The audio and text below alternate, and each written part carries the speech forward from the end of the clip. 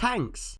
Tanks are amazing, and we here at the Tank Encyclopedia love them very much. But how did the tank get the name Tank? Most people hand-wave it away as the original Mark I's looking somewhat like water carriers, but that makes no sense. Just look at the thing. How in the world does this look like a water carrier? The story actually begins with the Lincoln No.1 Machine, popularly known as the Little Willie, and it has a lot to do with the very peculiar way in which this one particular vehicle was built. So join us in paying an homage to the reason we're called the Tank Encyclopedia, and let's find out where the name came from. The First World War was supposed to end quickly. Most of the high-ranking officials of the participating countries expected and planned for a short war, in which they would quickly crush their enemies and win glory and territories for their nations. However, after the German defeated the First Battle of the Marne in September 1914, the Germans started digging in behind the River Aisne. The war was just 1 month old. By March 1915, the trench lines on the Western Front spanned from the English Channel to the Swiss frontier.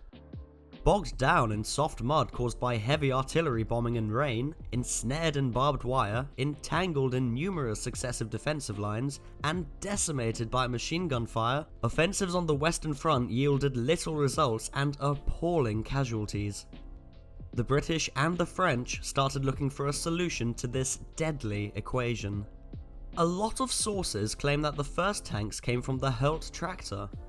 That is quite true for French and German tanks, but not for the British ones. You see, the British War Office tested a Holt tractor in February 1915, but they didn't quite like it as a potential armoured fighting vehicle due to weight and costs.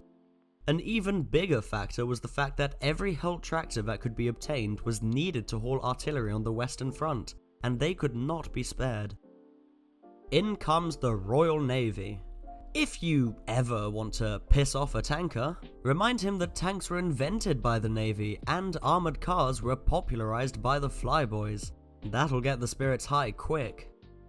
During the same February of 1915, the amazingly named Landship Committee had its first meeting. Now, what followed is complicated and convoluted, with discussion around whether to use tracks or large wheels or ped rails, and the sizes and articulation and everything that came along with inventing a brand new thing for which there was barely a precedent. However, once the track solution was chosen, one problem loomed over the entire project. There were simply not enough tracked vehicle producers in Great Britain. The solution that was found was to simply buy some from the United States.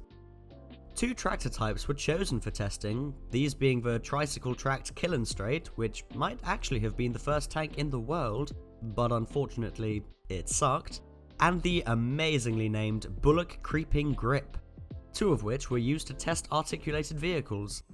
A decision was made to buy 2 elongated Bullock track units for testing a new vehicle, but here lies the unique bit that is very important for our story. This is the only case in AFV design, at least to our knowledge, of the track units being completely separate from the hull. These elongated Bullock tracks would arrive from the United States as full units, which would then be connected in 3 points to the armoured hulls that would be built in Great Britain. The contract for assembling these hulls would end up with William Foster and Company in July of 1915, although the design likely did not originate with them, but that's a story for another time. Anyway, Foster got to work and they started building the hull, and fortunately for us, there is one surviving photograph of the construction process. This shows the hull of Little Willie being assembled, with most of it done along with the turret. Oh, yeah. In case any of you still think the Renault FT was the first tank with a turret, it wasn't. Both Little Willie and the Whippet prototype had turrets before the French vehicle. Now, there are some really odd things about this photograph. First off, the hull has no holes in it whatsoever.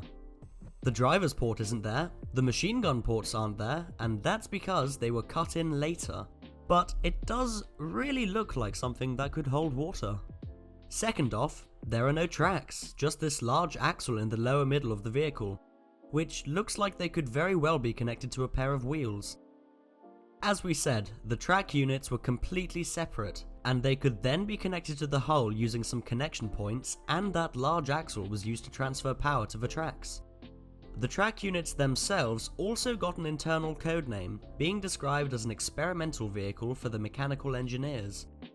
And it is this hull, this particular thing that you see in this photo, that is the reason why tanks are named tanks. Because it really looked like a water tank that could be put on wheels and used in the desert to supply troops. The fact that the name stuck after this is another matter entirely, but industrial problems and odd design choices led to this designation first appearing, and it is why, for the last 10 years and forevermore from now on, we will be getting 10 emails a month from China offering to sell us various large volume liquid tanks and fish tanks. Of course, the hull would be mated to its tracks and, driven by a Foster tractor engine and covered by a large tarpaulin, would be tested in September 1915, during which time the tracks proved themselves complete and utter failures. The vehicle consistently threw its tracks when going over any trench, as the tracks would sag significantly and then would fail to reconnect properly on the other end, leading to the track coming off its wheels. So bad was the situation that the bullock tracks were not deemed worth the effort, chucked aside, and Foster had to design their own tracks, which would become emblematic of British World War I tanks. Thank you for watching this video on the origin of the tank name and about a bit of the history of Little Willie. Would you like to see more such videos explaining different questions in armoured history, or should we stick to our regular format? Do you think it would have been better if tanks were called landships? Let us know in the comments. Also, please don't forget to give a like, it helps with the algorithm gods, and to subscribe so you're kept up to date with our new releases. Until next time, keep us in your sights.